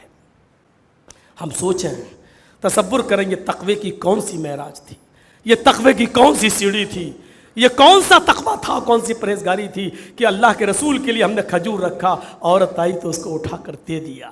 اللہ کیوں اللہ کے رسول نے ہی کہا تھا اپنے آپ کو جہنم سے بچاؤ، وَلَوْ بِشِقِّ تَمْرَةٍ، چاہے کھجور کا ایک ٹکڑا ہی صدقہ کرنے سے اپنے آپ کو بچانا پڑے، بچاؤ، اپنے آپ کو بچاؤ۔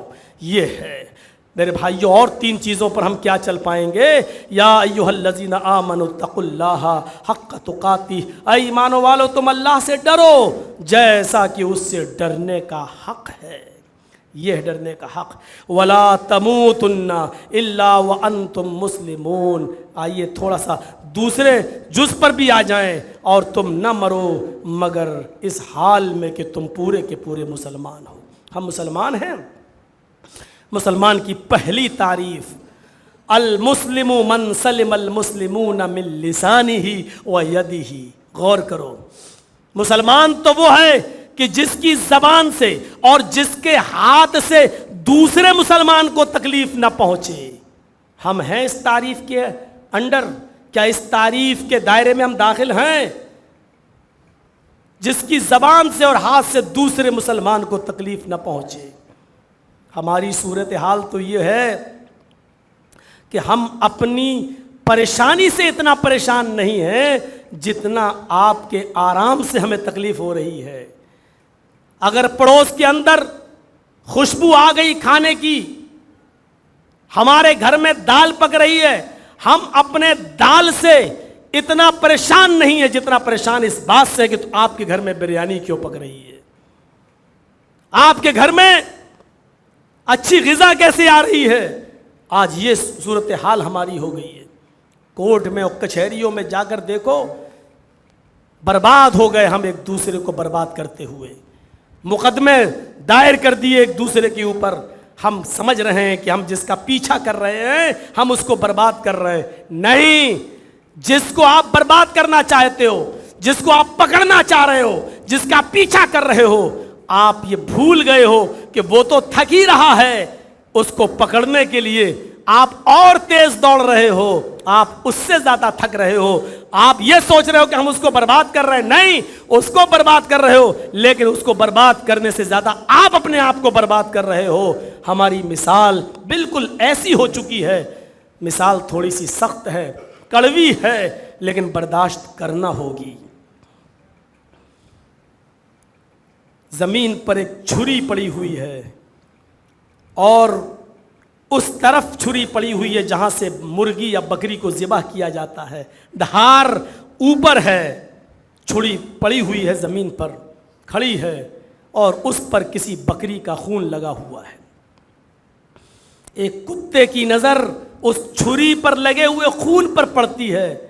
کتا اس خون کو چاٹنے کے لیے جاتا ہے، اور اس نے اپنی لمبی سی زبان نکالی، اور جیسے اس چھری پر لگے ہوئے خون کو چاٹا، کتے کی زبان کٹ جاتی ہے، اور اس کی زبان سے نکلنے والا خون اس چھری میں لگ جاتا ہے۔ کتا دیکھ رہا ہے، وہ سمجھتا ہے کہ ابھی خون اور باقی ہے، پھر اس کو چاٹتا ہے، زبان دوسری جگہ سے کٹتی ہے، اور پھر خون اس چھری پہ لگ جاتا ہے۔ کتا اس خوش فہمی میں مبتلا ہے ابھی اور خون باقی ہے، وہ چاٹتا جا رہا ہے اور اس کی زبان کٹتی جا رہی ہے، یہاں تک کہ اس نے چاٹ چاٹ کر اپنے آپ کو ہلاک کر دیا۔ یہی صورتحال آج ہماری ہے۔ ہم دوسرے کو برباد کرنا چاہتے ہیں، دوسرے کے پیچھے پڑے ہوئے ہیں، اور ہم اپنے آپ کو ہلاک کرتے چلے جا رہے ہیں اس کتے کی طرح۔ یہ مثال ہم نے دی ہے۔ نہ میں یہ کہوں گا کہ معذرت کے ساتھ، نہ میں یہ کہوں گا کہ مجھے معاف کر دو۔ ہماری حالت ایسی ہے، جب ہم کوئی جرم نہیں کر رہے تو معافی کیسی؟ یہ صورتحال آج ہماری ہو گئی ہے، جبکہ نبی اکرم نے تو یہ کہا تھا، المسلم اخو المسلم لا یظلمہ ولا یسلمہ۔ مسلمان دوسرے مسلمان کا بھائی ہوتا ہے، نہ اس کے اوپر ظلم کرتا ہے نہ ظلم ہونے دیتا ہے۔ تذکرۃ الحفاظ پڑھیں گے آپ علامہ شمس الدین ذہبی کی، تو اس میں ایک بڑا اچھا واقعہ ملے گا آپ کو۔ 2 صحابہ کی کپڑے کی دکان، کپڑے کی کا بزنس کرتے تھے، کپڑے کی ان کی دکانیں تھیں۔ ایک کسٹمر ایک دکان پر آتا ہے اور کپڑا خرید کر چلا جاتا ہے۔ تھوڑی دیر کے بعد دوسرا کسٹمر آتا ہے، وہ ایک اور کپڑا اسی دکان سے خرید کے چلا جاتا ہے۔ तीसरा कस्टमर एक और आता है, वो भी उसी दुकान पर आता है और वो भी कपड़ा खरीद के चला जाता है। थोड़ी देर के बाद एक चौथा कस्टमर आता है, वो भी उसी दुकान पर आता है और कपड़ा दिखाने के लिए कहता है। अब ये सहाबी सोच रहे हैं, अल्लाह मैंने तो 3 थान कपड़े के बेच दिए हैं, मेरे पास तो इतनी इनकम हो चुकी है कि मेरे घर में चूल्हा जल जाए और मेरी बीवी बच्चे आराम से खा लेंगे, लेकिन मेरे पड़ोस में मेरे भाई की दुकान है एक मुसलमान की, उसका एक भी कपड़ा नहीं बिका है, वो भी कसीरुल अयाल है, उसके भी बच्चे हैं, ज़्यादा बच्चे हैं, हमसे 1-2 बच्चे ज़्यादा ही हैं, उसकी भी बीवी है, उसके घर में भी चूल्हा जलना चाहिए। इसने चौथे कस्टमर से कहा, जो कपड़ा आप मुझसे लेने आए हो वो उससे भी अच्छा कपड़ा तुम्हें यहाँ मिल जाएगा, क्योंकि मैंने अभी अभी 2-3 कपड़े बेच दिए हैं, अब वो कपड़ा हमारे पास नहीं है जो तुम लेना चाहते हो, वो मेरे पड़ोस की दुकान में आप चले जाओ। ये आदमी वहाँ जाता है और पड़ोस की दुकान से कपड़ा ख़रीद के चला जाता है। कल तक नबी की तालीम का असर ये था कि हम अपने से ज़्यादा अपने भाई की फ़िक्र करते थे कि मेरे घर का चूल्हा तो आज जल जाएगा, लेकिन उसका भी चूल्हा जलना चाहिए। हम नबी अकरम की दी हुई तालीमात के नतीजे में सहाबा के इन वाक़यात की रोशनी में देखें कि हम आज दूसरों की दुकान के कस्टमर भी हम पकड़ के अपनी दुकान छोड़ के अपनी दुकान पे ले आते हैं। ज़रा तसव्वुर करें कि कहाँ हम हैं और कहाँ वो, और फिर हम अपने आप को कहते हैं मोहम्मद असलम, मोहम्मद अकरम, मोहम्मद अजहर, हम अपने आप को मुसलमान होने का दावा करते हैं। मुसलमान होने की शर्त यह बताई गई है कि अल मुस्लिम मन सलिमल मुस्लिमून मिन लिसानी व यदी, मुसलमान तो वो है कि जिसकी ज़बान से और जिसके हाथ से दूसरे मुसलमान को तकलीफ ना पहुँचे। क्या हम पूरे के पूरे मुसलमान हैं? क्या हमारी हालत एक दूसरे के साथ ऐसी है? वला तमूतुन्ना इल्ला व अंतुम मुस्लिमून वातसिमू बिहब्लिल्लाहि जमीअन वला तफर्रकू, तुम सब मिलकर अल्लाह की रस्सी को मजबूती से पकड़ लो, यानी कुरान को। वला तफर्रकू, और आपस में टोली टोली मत हो, आपस में टुकड़े टुकड़े मत हो। हर चीज़ का एक मफहूम मुखालिफ होता है, उल्टा मफहूम निकालिए। कुरान क्या कहता है? अल्लाह की रस्सी को यानी कुरान को मजबूती से पकड़ लो और टुकड़े टुकड़े मत हो। इसका मतलब क्या हुआ? कुरान को हम मजबूती से पकड़ेंगे तो हम टुकड़े टुकड़ों में नहीं बटेंगे, ये कुरान कह रहा है। लेकिन इसका उल्टा मफहूम निकालिए, आज हम टुकड़े टुकड़ों में बटे हुए हैं, इसका मतलब क्या है? हमने कुरान को मजबूती से नहीं पकड़ा है। कुरान हमारी बुनियाद है, कुरान हमारी जड़ है। हम जड़ जितनी मजबूत होगी इमारत उतनी ही मजबूत होगी। पतंग को आपने देखा है? पतंग जब तक डोर से जुड़ी हुई है ऊपर जा रही है। आप देखिए, हम ढील देते जा रहे हैं, पतंग ऊपर जा रही है। जब तक उसकी डोर हमारे हाथ में है पतंग ऊपर जा रही है। कभी आपने देखा दूसरी पतंग वाला जब हमारे पतंग की डोर को काट देता है, और पतंग जब अपनी बुनियाद से अपनी जड़ से कट जाती है तो फिर वो ऊपर नहीं जाती है। फिर उसका अंजाम क्या है? हचकोले खाते हुए, जंपिंग करते हुए फिर वो नीचे आती है, और नीचे मोहल्ले के छिछोरे लड़के, नीचे हमारी कौम की बिगड़ी हुई नस्ल में पलने वाली औलादें फिर उस पतंग पर टूटती हैं, और कभी कभी उस पतंग के टुकड़े टुकड़े हो जाते हैं छीना झपटी में। क्यों? ये पतंग जो बुलंदी पे जा रही थी, ये पतंग जो उरूज पे जा रही थी, ये पतंग जो ऊंचाइयों पे जा रही थी, इज्जत की बुलंदी तय कर रही थी।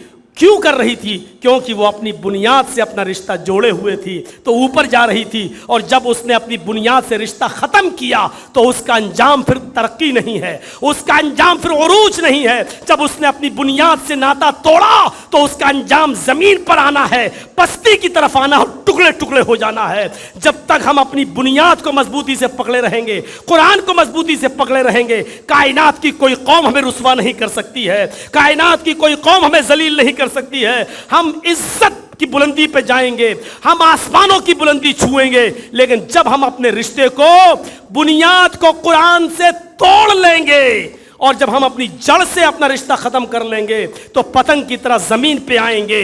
दुनिया के औबाश बच्चे जैसे पतंग को फाड़ देते हैं, दुनिया की सारी कौमें हमें फाड़ देंगी, टुकड़े टुकड़े करेंगी। मेरे भाइयों, आज पूरी दुनिया की सतह पर आप मुसलमानों को उठाकर देख लें, मेरे भाइयों, कभी इतना जलील किसी दौर में मुसलमान नहीं हुआ जितना इस सदी में जलील हो रहा है।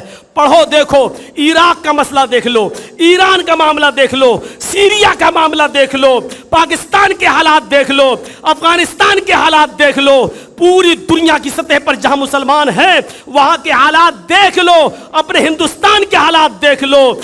कुरान की आयत चीख चीख के कहती है, ज़ुरिबत अलैहिमुज़्ज़िल्लतु वल मस्कना, इतना जलील, इतना रुस्वा, इतना पस्ती की तरफ कभी मुसलमान नहीं गया जितना इस दौर में गया। और दुनिया की सारी कौमें आज हमें जैसे नचाना चाह रही वैसे नाच रही हैं। जो कौम इमामत के लिए आई थी, जो कौम रहबरी के लिए आई थी, जो कौम अपनी दौलत गरीबों और मिस्कीनों पर लुटाने आई थी, आज वो गदाई का कटोरा लेकर दूसरों के सामने भीख मांग रही है। मेरे भाइयों, अपने उरूज और ज़वाल को देखो, अपनी तारीख को पढ़ो, अपना शानदार कारनामे देखो। जब हम कुरान से अपने रिश्ते को जोड़े हुए थे हमने तरक्की की है, और जब हमने कुरान से अपना रिश्ता तोड़ा तो आज हमारी ये हालत हो चुकी है। ये हालत, कुरान को रस्म और रवाज से निकालिए। कुरान सिर्फ इसलिए नहीं आया कि हम घर बनाएं तो कुरान पढ़ लें और उसके बाद में फिर पूरी जिंदगी उसमें झूठ बोलते रहें। हम कुरान इसलिए नहीं आया कि कोई दुकान हम खरीदें और उसमें कुरान की तिलावत कर लें, फिर सारी जिंदगी उस कुरान को हम झूठ की बुनियाद पर चलाते रहें। मेरे भाइयों, कुरान सिर्फ इसलिए नहीं आया कि कोई आदमी मर गया तो हम कुछ लोगों को बुलाकर कुरान पढ़ के उसके ऊपर बख्श दें, फिर सारी जिंदगी उसके लिए दुआएं मगफिरत न करें और उसको हम अपनी दुआओं में याद न रखें। माफ कीजिएगा, इन रस्म और रवाजों से निकलना होगा और कुरान को हमें कुरान पर हमें वो अमल करना होगा जो हमें जनाब मोहम्मद रसूलुल्लाह सल्लल्लाहु अलैहि वसल्लम ने बताया था। एक एक आयत सहाबा सुनते थे, कह नहीं अब आगे नहीं, पहले हम इस पर अमल करके दिखाएं, पहले हम इस पर अमल करें। हमारे यहाँ रस्मी कुरान पढ़ा जाता है, वहाँ रस्म नहीं थी, वहाँ एक एक आयत पर अमल किया जाता था। तो मेरे भाइयों, कुरान से हमें अपने रिश्ते को जोड़ना है और हमें अपने रिश्ते को मजबूत करना है। और फिर आखिरी चीज, वज़्कुरू निअमतल्लाहि अलैकुम इज़ कुंतुम अअदाअन फ़अल्लफ़ बैन क़ुलूबिकुम। हमें इस्लाम की नेमत जो मिली है, हम आपस में भाई भाई हो गए। पहले एक दूसरे के दुश्मन थे, तो हमें और आपको भाई भाई बनकर रहना है। एक दूसरे के गम में शरीक रहे। सलाहुद्दीन अय्यूबी के दौर में जब कोई आदमी कश्ती पर बैठे हुए थे और एक आदमी का प्याला, एक सिपाही का प्याला, एक मुसलमान का मिट्टी का प्याला जब समंदर में गिर गया, जब समंदर में गिर गया तो वो चिल्लाया, मेरा प्याला, अब मैं खाना किस में खाऊंगा। जिस उसके मुंह से प्याला निकला, सलाहुद्दीन अय्यूबी की सारी फौज जो कश्ती में बैठी थी समंदर में छलांग लगा देती है, डुबकियां मारती है और तैरती हुई उस प्याले को ढूंढती है और उस वक्त तक गोता लगाती रही जब तक कि उसका प्याला नहीं मिल गया। फिर जिसको प्याला मिला वो प्याला ढूंढ के लाया और सब लोग फिर कश्ती में बैठ गए। दुश्मनों ने देखा कि ये सलाहुद्दीन अय्यूबी की फौज है जो अपने एक भाई के मिट्टी के प्याले का खोना गवारा नहीं करती है। अगर हमने गलती से भी किसी एक मुसलमान को मार दिया तो ये हमारा क्या हाल करेंगे, हमारा सलाद बना देंगे, हमारा कचूमर बना देंगे। वो सारी की सारी फौज भाग जाती है और मुकाबला नहीं करती है और वो इलाका सलाहुद्दीन अय्यूबी ने बगैर लड़े हासिल कर लिया। मेरे भाइयों, कल तक हमारा इत्तेफाक ये था, कल तक हमारा इत्तेहाद ये था, आज हम मर रहे हैं और लड़ रहे हैं। तेरे पीछे मेरी नमाज नहीं, मेरे पीछे तेरी नमाज नहीं। निकलो इस गंदी पॉलिटिक्स से, इस गंदी सियासत से। ये हमारे घर के झगड़े हैं, घर में बैठकर इसको हल करो। अफसोस है कि हमारे 3 तलाक के मसले, हमारे आमीन और रफुलदैन के मसले हाई कोर्ट और डिस्ट्रिक्ट कोर्ट के वो जज आज कर रहे हैं जिनको पेशाब करके धोने की तमीज नहीं मालूम है। आज शरीयत के मसले इन अदालतों से हल हो रहे हैं जिनको पेशाब करके धोने की तमीज नहीं मालूम है। मेरे भाइयों, आज हमारे दीनी मसाइल इन अदालतों में जा रहे हैं और हम कब निकलेंगे, कब इस उल्टी खोपड़ी हमारे अंदर कब तक ये भरी रहेगी, ये गोबर हमारे दिमाग में भरा रहेगा। निकलो, इत्तेफाक और इत्तेहाद के दामन में आओ और हम और आप यहां से सबक लेके उठें कि इंशाअल्लाह आज के बाद ये खुराफातें हम अपने दिमागों में नहीं पालेंगे। वक्त की जरूरत है। आज जो ऊपर बैठे हुए हैं, ऊपर بس اشارہ کافی ہے، وہ تو چاہتے ہی ہیں کہ ہم ان کو آپس میں لڑائیں، ہم ان کو آپس میں بانٹیں۔ اور آپ دیکھ لو یہ سارا گندا کھیل بنگال کی سرزمین پہ کھیلا گیا، یہی کھیل بہار کی سرزمین پہ کھیلا گیا، یہی کھیل اتر پردیش کی سرزمین پر بھی کھیلنے کی کوششیں ہو رہی ہیں۔ میرے بھائیوں، اس کھیل کو سمجھنے کی ضرورت ہے، عقل مندی کی ضرورت ہے، دانش مندی کی ضرورت ہے، اور مسلمانوں کو ایک پلیٹ فارم پہ آنے کی ضرورت ہے۔ میرے بھائیوں، ہم ایک، یہ تو سچ ہے، یہ سچ ہے کہ ہم بادشاہ نہیں بن سکتے، یہ سچ ہے کہ ہم ہندوستان میں وزیر اعظم نہیں بن سکتے، لیکن اگر ہم اتحاد اور اتفاق کے ایک پلیٹ فارم پہ آ جائیں تو یہ بھی سچ ہے کہ ہمارے بغیر کوئی دوسرا بھی نہیں بن سکتا ہے۔ ہم جس کو چاہیں گے اسی کو بنائیں گے۔ یہ سچ ہے کہ ہم نہیں بن سکتے، لیکن اگر ہم نے اپنی اجتماعیت اور اپنی طاقت کو پہچان لیا تو یہ بھی سچ ہے کہ ہمارے بغیر کوئی دوسرا نہیں بن سکتا ہے۔ تو ہم کم سے کم دوسری چیز کو سمجھنے کی کوشش کریں۔ اللہ سے دعا کرتا ہوں کہ بار الہ ہماری خطاؤں کو معاف فرما دے، اللہ ہمارے گناہوں کو بخش دے، اللہ ہم تمام مسلمانوں کو ایک پلیٹ فارم پہ قائم فرما دے، اللہ ہمارے درمیان اتفاق و اتحاد پیدا فرما دے، اللہ ہمیں تقوی ہماری زندگیوں میں پیدا فرما دے، اللہ ہمیں پکا سچا مسلمان بنا دے، اللہ قرآن سے ہمارا رشتہ جوڑ دے کہ ہمیں توفیق عطا فرما۔ اللہ ہم سب مسلمانوں کو اتفاق اور اتحاد کے ایک پلیٹ فارم پہ قائم فرما دے۔ بار الہ جب تک تو ہمیں زندہ رکھ، اسلام پہ زندہ رکھنا، اور جب ہمارا خاتمہ ہو تو ایمان پر ہمارا خاتمہ فرمانا۔ وما علینا الا البلاغ المبین، وآخر دعوانا الحمد للہ رب العالمین۔